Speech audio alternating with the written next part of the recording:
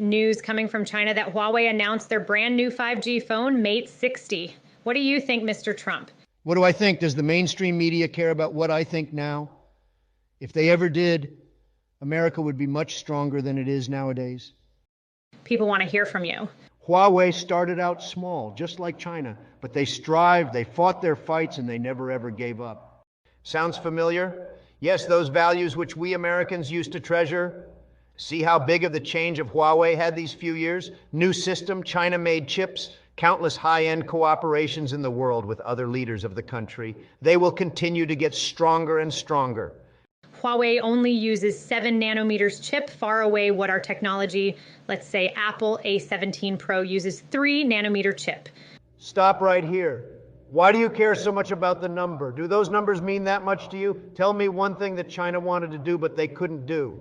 I would say this confidently, other than their men's football team, China can do anything they wanted if they are fully committed. Do you read history? China was poor and weak back in 50s. We American threatened them, intimidated them, so what? They still made the N-word, not the black one, but the bomb. Yes, it's not something we think it's high-end. They used outdated technology back then, but they got it. That's all they needed. You need to be dead stupid to think that Chinese people will not make 3 nanometers chips in the future. Let me tell you, I hate to sound stereotypical, but China does have a bunch of dangerously smart nerds. Do you know how old Chinese kids start to learn English? I heard they start at age of 4, sometimes even younger. They learn English so that a guaranteed percentage of people can read English papers, literature, and journals. They can study us, they can study our knowledge, our technology, and we cannot stop them. But look at American kids. We kids study French just because we think French is cultured. But do you know how shitty France is now?